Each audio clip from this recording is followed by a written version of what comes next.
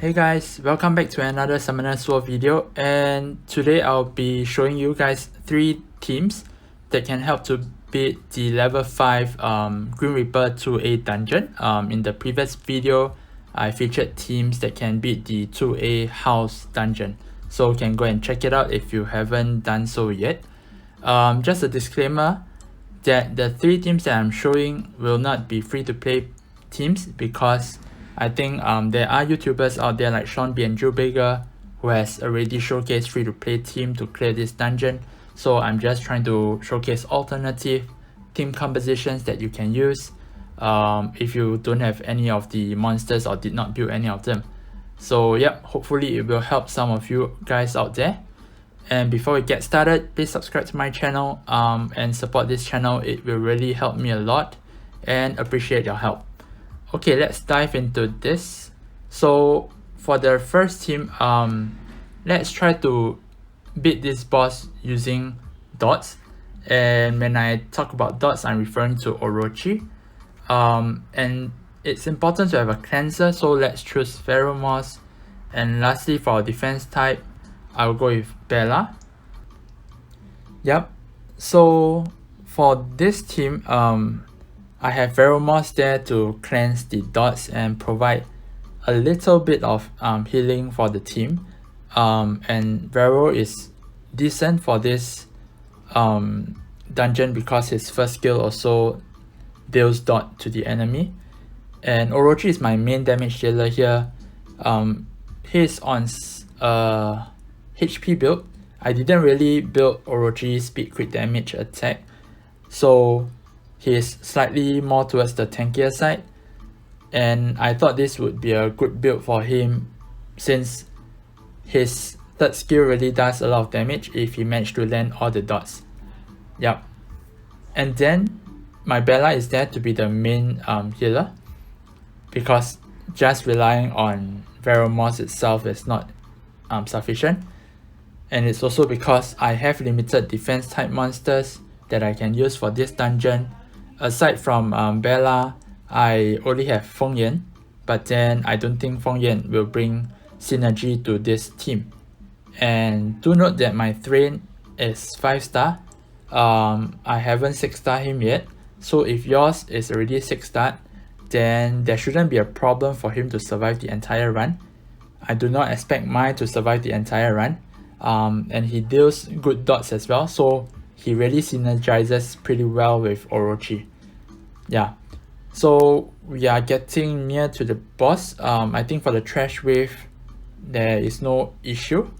And when it comes to the boss stage, we are looking for Orochi to land the third skill. And that is quite important. But I think having a violent Pheromoss does help. One thing to note is that this boss, if you manage to kill your ally, he actually does take quite a lot of turns, and that could be quite irritating as well. But then once the dots stick, you shouldn't, I mean, there's nothing to worry about. You bring down the boss fairly quickly. Yep, so I got it. Okay, it's 2 minutes 20 seconds. I think most of the first 2 teams are all around this range. Okay, so this is the first team killing the boss using dots. Moving on to the next team composition, I will keep Bella since I don't really have a good defense type unit. Then I will bring this non-free to play monster, which is Perna. And lastly, of course, my Frank, to provide immunity and healing as well. So Frank is a really good pick for this dungeon because all her skills does help in this dungeon.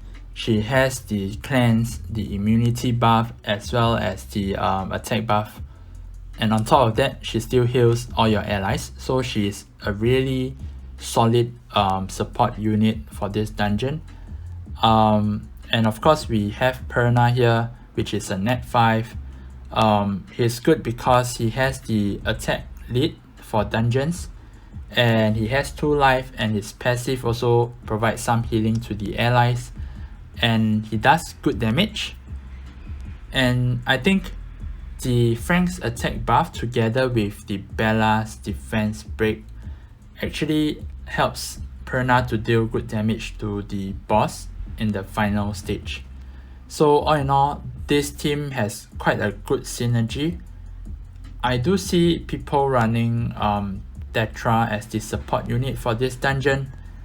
Personally, I've tried running Tetra, but then I didn't really succeed in many of the runs. Even if I do get a successful run, usually it's a bit too slow for me. So I think Frank would be a better pick. And just because I think for Tetra, although her passive is good, but she doesn't bring good utility in this dungeon.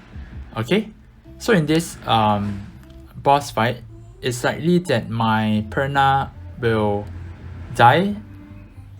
I mean, the boss will probably take the first life of Perna, but that's fine. And for this dungeon, even if my healer, one of my healer dies, I think that's fine, because I have another healer in place to help me finish off the dungeon.